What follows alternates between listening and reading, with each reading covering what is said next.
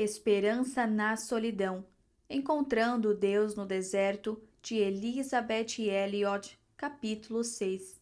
O dom da viuvez. Por mais 4 anos após aquela noite no Monte Tabor, a solteirice foi o dom que Deus me deu. Como todos os seus dons, aquele era adequado à atribuição que ele me havia dado, e eu tentei recebê-lo com alegria. Embarquei sozinha em um cargueiro para o Equador, na América do Sul.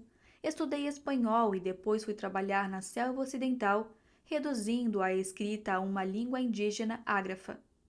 Jean estava fazendo um trabalho semelhante em outra tribo do outro lado dos Andes. Em 8 de outubro de 1953, foi-me dada uma nova atribuição e um novo dom. Era uma manhã brilhante na capital, Quito, a cidade da eterna primavera. Eu estava quase explodindo de alegria ao encontrar, por acaso, um amigo missionário da selva ocidental.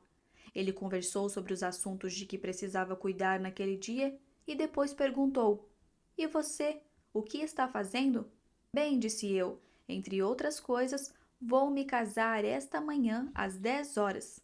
Eu estava prestes a me tornar a senhora P. James Elliot. Que atribuição! Aquela seria a condição e o contexto da vontade de Deus para mim a partir de agora e pelo resto da minha vida, eu pensava. Até que a morte nos separe, parecia um longo tempo. Mas não foi tão longo assim. 27 meses depois, foi-me dada uma nova atribuição. 5 esposas e 9 crianças menores de 7 anos esperavam em Chelmera, Equador, por notícias de 5 homens que estavam no território de uma tribo de índios hostis, entre os quais esperavam fazer amigos e abrir caminho para o trabalho missionário. Havia-se perdido o contato por rádio. Os homens estavam desaparecidos.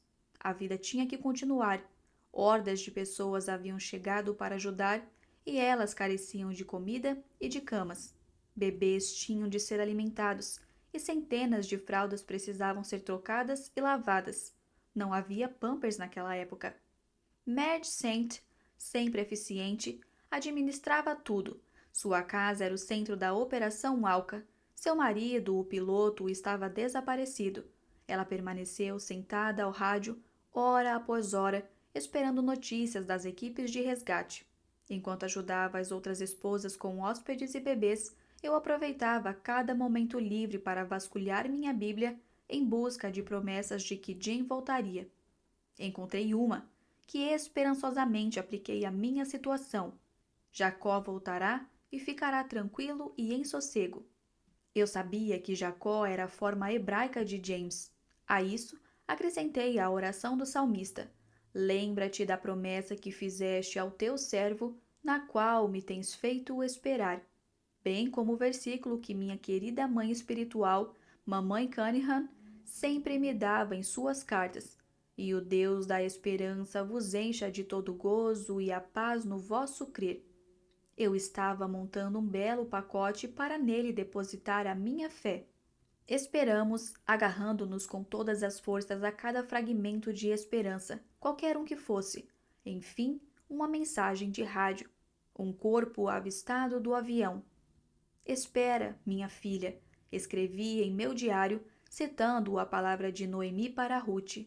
E mais uma vez, Jacó voltará. Mais um corpo. De quem? Queríamos saber. Não identificado. A Força Aérea dos Estados Unidos enviou um esquadrão de resgate do Panamá. Enquanto o C-47 circundava o local, enviando-nos relatórios em Chelmera via rádio, escrevi 15 horas e 20 minutos. Também através dos teus juízos, Senhor, te esperamos. No teu nome e na tua memória está o desejo da nossa alma. Os minutos eram como horas para nós. 10 minutos depois, anotei as palavras de Isabel à sua prima Maria. Bem-aventurada a que creu. Meia hora se passou, arrastada. 16 horas, ainda circundando. Espera em Deus, pois ainda o louvarei. Finalmente descobrimos. Os homens estavam mortos. Todos os 5. Eu não era mais uma esposa. Eu era uma viúva. Uma outra atribuição. Uma outra dádiva.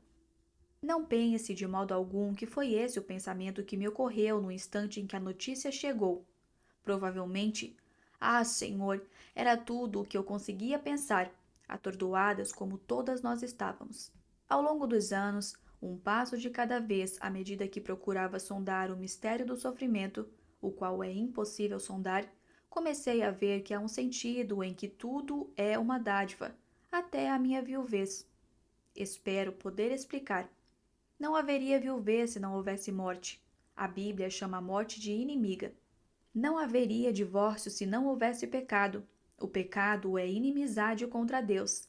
Quando o pecado entrou no mundo por meio do que os teólogos chamam de a queda do homem, a morte e todos os tipos de sofrimento vieram juntos. Uma vez que Adão e Eva tomaram a palavra da serpente, é certo que não morrereis, como mais confiável do que a palavra de Deus, certamente morrerás, elas comeram do fruto proibido.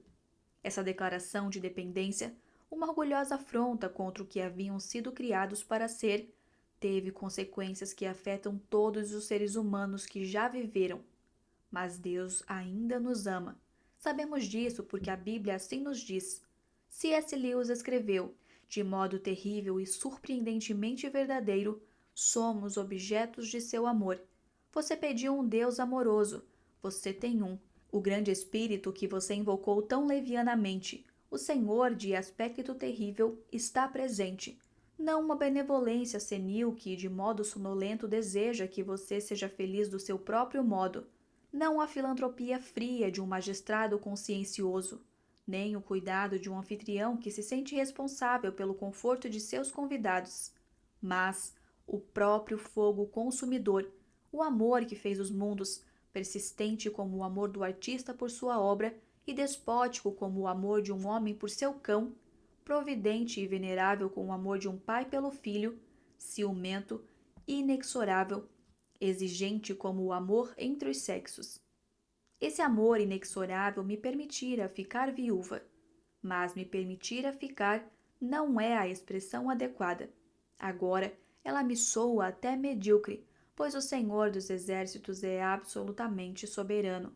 Ele detém o poder sobre o universo, detém a autoridade sobre minha vida, não porque usurpa os direitos que me concedeu na criação, mas porque eu lhe havia expressamente pedido que ele fosse o Senhor da minha vida.